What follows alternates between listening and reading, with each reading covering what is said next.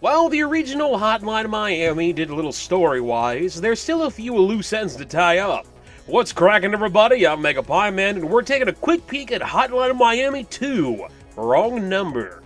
Let's see here. Oh my. The Nation Games did a lot to change things up between Hotline Miami 1 and 2. While the game may look almost graphically identical in some areas, the gameplay is very different, for better or for worse.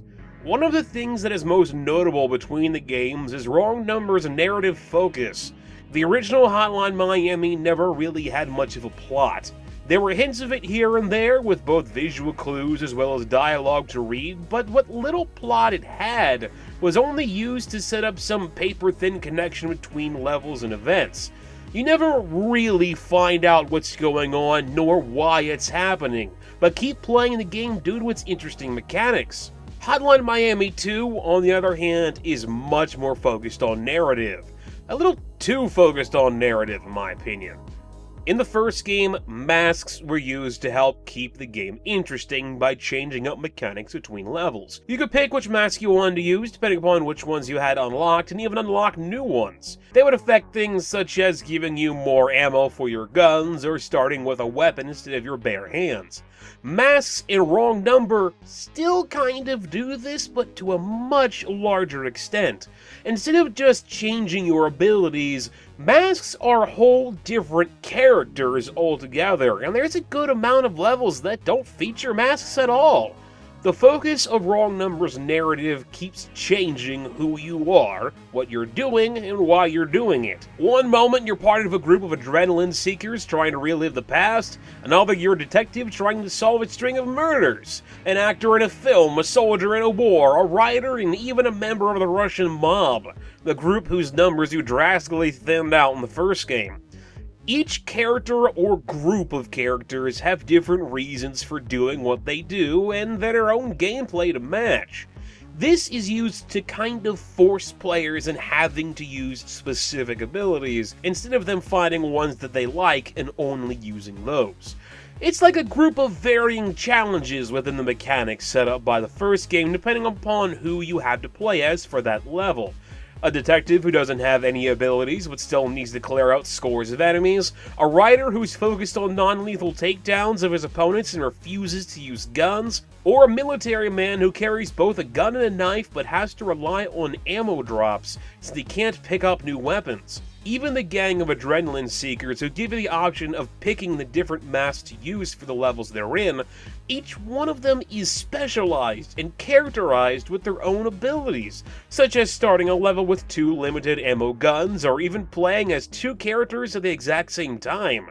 Wrong Number offers a degree of variety not seen in the first game, but with that variety comes complexity. There is something to be said about the simplicity of the original Hotline Miami. It's easy to understand what you need to do and how you need to do it, but not easy to execute that knowledge due to a plethora of enemies and one-hit kills. The complexity of Wrong Number means that there's more to keep in mind as you play, and many more places where things can go wrong. Currently, the game has some pretty bad glitches and annoyances. Enemies' AI can literally spin in circles. Some maps let you have the pleasure of getting stuck in walls, while there have been reports of others letting enemies hit you through walls. Doors, which were already a little bit buggy in the first game, have only gotten worse, as enemies can get stuck in them, causing them to become invincible for a few seconds. Things like furniture have also become more prevalent, as there's much more stuff like couches and little corners of shelves to get caught up on. It only takes a second of getting caught on something to wind up dead, and it rarely feels like it's the player's fault when that happens. Also, there were a few times where instead of giving me a level complete message, the game wouldn't end a level, meaning that I had to restart it all over again. Wrong Number also changes the characters you play as constantly, and players don't really play as the same person for more than one level at a time. This means that it's difficult to get used to how your character plays and how best to use their unique traits. You constantly have to adjust your playstyle on the fly, if only slightly, meaning that I was never really comfortable with who I was controlling, and I would almost always die a few times with trying to figure out which enemies to prioritize and which paths were more viable, that is, if the level even gave you an option.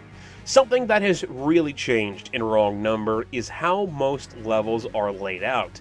The first game would reward you for recklessness, but Wrong Number is a much slower and more methodical game.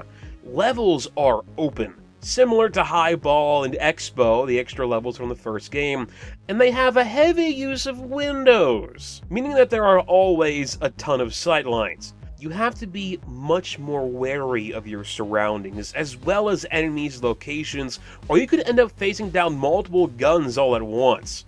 Wrong Number uses this tactic to kind of close off parts of each level, making some of them feel like it's not about finding your own path through the level, but instead finding the path you're supposed to take. Some levels don't even give you options, but instead feel very linear. Other levels give you so many options it can be hard to know where to even start. Level design is kind of all over the place, but there is one thing that always stays the same, and that's the need to become bait. Having to bait enemies into coming towards you was something that existed in the first game as well, but to a much lesser extent than in Wrong Number, similar to Windows. I found myself having to rely on the game's AI to pick up on either sounds or my location, then hide behind a door or a corner and wait for the enemy to get within range.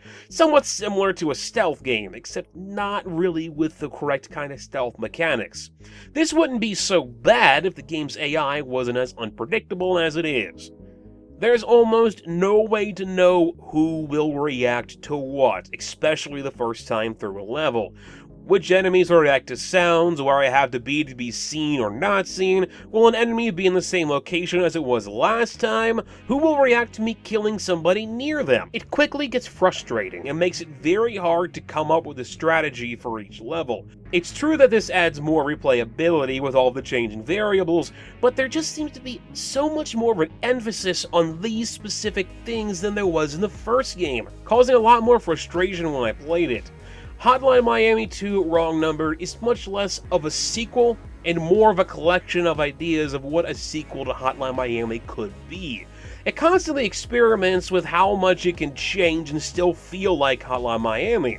If you're looking for the exact same experience the first game provided, you're probably not going to find it. If you're looking for many iterations on the first game, then Wrong Number is the ticket. I'm very surprised that Hotline Miami even had a sequel at all, considering how the first one was structured, and I'm glad that the nation didn't just make the same game again, but instead decided to try to be creative and experiment on what they had already set up. Overall, I'm a bit mixed on how I feel about Hotline Miami 2 Wrong Number. I like the variety it offers, but dislike how its level design has changed to make it feel less fair. I like how it tries to fill a narrative, but miss the conspiracies and surreal worlds the first one had created. I like the new characters, but dislike that I don't really get to play as them as much as I would like to, so I could get used to how they play. I like that there is word of a level editor come out at some point, but dislike that it wasn't available at launch. It also has a pretty good price and offers a couple different purchase options. You can buy the main game for $14.99, the special edition that includes a remixed version of some of the game's music for $19.99, the first game and Wrong Number for $19.99, an upgrade to the special edition for $5, as well as the full soundtrack for $14.99. Although I would have liked to have seen a bundle that included both the game and the soundtrack. There's even a digital comic you can download for free. If you're a fan of Hotline Miami, definitely give Wrong Number a shot, but I do warn those who have not played the first game before. Wrong Number's difficulty curve is huge, and I feel like you would have an easier time playing the first game and getting used to it before playing the second than going straight into the second game. Thanks for watching this quick peek of Hotline Miami 2 Wrong Number. Please let me know what you think of the game or this video in the comments section. I'm MegapieMan, I'll talk to you guys later. New and Tasty has stayed very true to the original game. Many of the areas and puzzles are the same as they were before, but some have had to be reworked due to them just not being